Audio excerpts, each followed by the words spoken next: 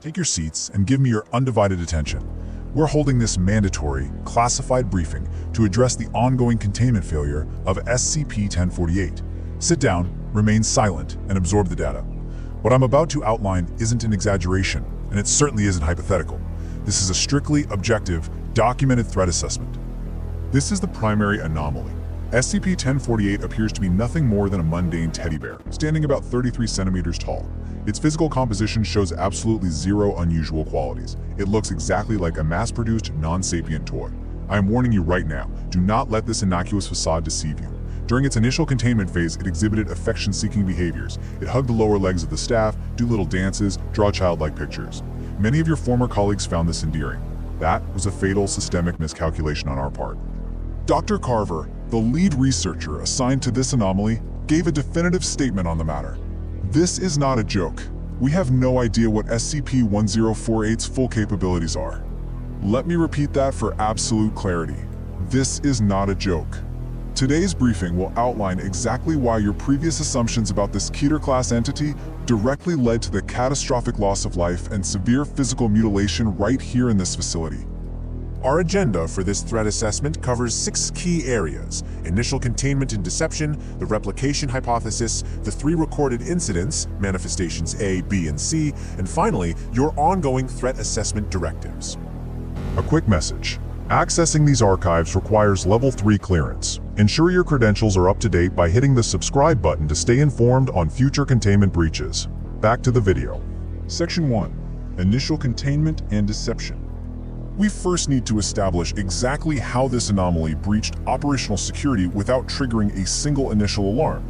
For the first 7 months of containment, SCP-1048 was incorrectly classified as safe. It actively boosted the morale of everyone who interacted with it. Even D-class subjects with documented severe sociopathic tendencies showed positive psychological responses. Because of that, we actually let it roam the site freely. We now recognize that these safe behaviors were nothing more than a highly calculated infiltration tactic. The true Keter-class reality of this entity, revealed only after 7 months, is one of biomechanical replication, clandestine tissue theft, and extreme, unprovoked violence against human life. Section 2. The replication hypothesis. This brings us to the anomaly's primary threat mechanism. The replication hypothesis, formulated methodically by Dr. Carver, states that SCP-1048 uses its endearing behaviors strictly to lull surrounding personnel into a false sense of security. It's entirely predatory. By operating freely and gaining the staff's trust, it managed to clandestinely harvest both biological and industrial resources from the facility and its inhabitants. It then uses these materials to build crude, violently hostile replicas of itself. That affection it showed you? It was never genuine. It was just a mechanism to gather the raw materials it needed to reproduce. Section 3. Manifestation A. Auditory asphyxiation. This was our first recorded incident involving a hostile replica. Incident records show SCP-1048-A was discovered wandering Site-24, actually accompanied by the primary anomaly, which seemed to be giving the replica a tour of the facility. SCP-1048-A was roughly the same size and shape as the original, but it was constructed entirely out of human ears. When a responding security team arrived to initiate containment, the entity engaged its lethal mechanism. It slaughtered the entire security team, along with all surrounding personnel. The epidemiological progression of this attack was devastatingly fast. At 0 seconds, 1048-A emitted a high-pitched shriek that caused intense ocular and auditory pain to anyone within a 10-meter radius. By 20 seconds, ear-like growths rapidly began manifesting and covering the bodies of victims within 5 meters. At 3 minutes, we hit a 100% mortality rate. Autopsies confirmed the exact cause of death was asphyxiation. The victims literally choked to death as an overabundance of ear-like growths rapidly manifested inside their mouths and trachea. There's a critical and deeply concerning addendum here.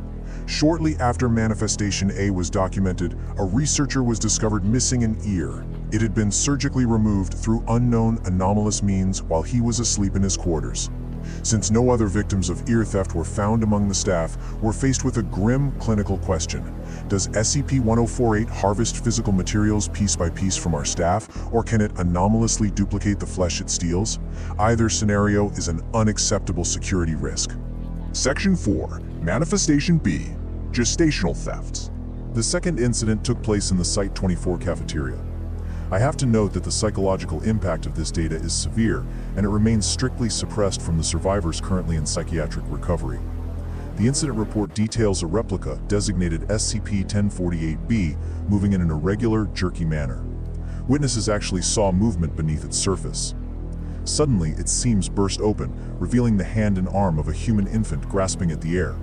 When female researcher Malich screamed at the sight of this visceral body horror, 1048-B emitted an infant-like cry and immediately attacked her.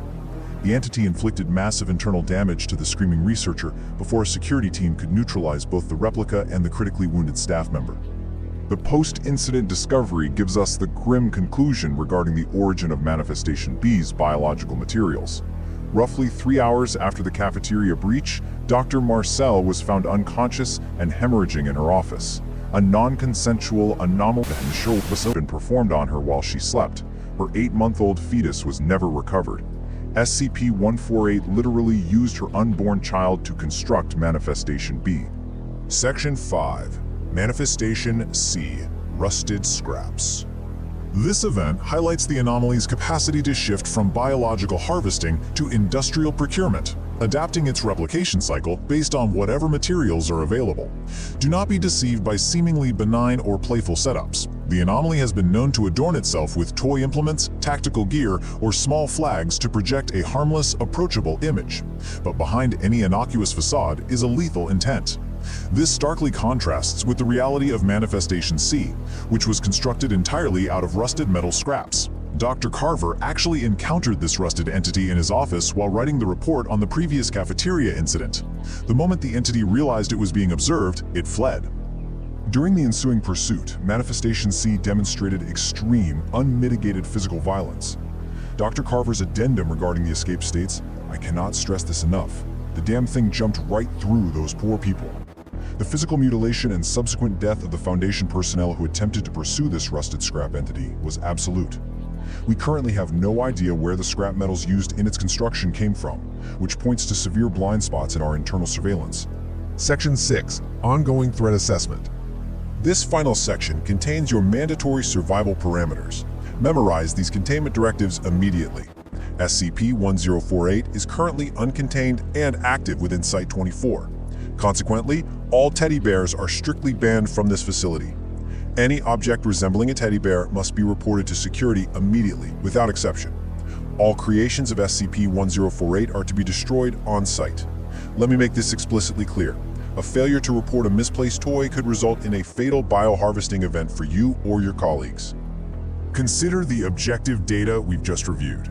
The clandestine tissue theft, the rapid asphyxiation, the gestational harvesting in the dark, the rusted scrap mutilations. The anomaly is still at large, and its replication cycle is entirely unchecked. I'm going to end this briefing by directly echoing Dr. Carver's assessment, and I want to leave you with a chilling realization that absolutely must dictate your vigilance moving forward. Who knows how many of the damn things are out there by now? They're in the dark corners of this facility, gathering resources as we speak. You are dismissed. Report any anomalies immediately.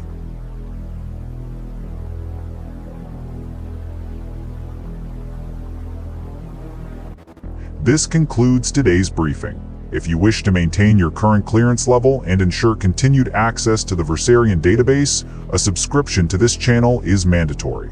Secure your connection by leaving a like on this file, and log your requests in the comments section below to dictate which anomaly we unseal next. Stay vigilant and expect your next set of logs every day. Secure, contain, protect.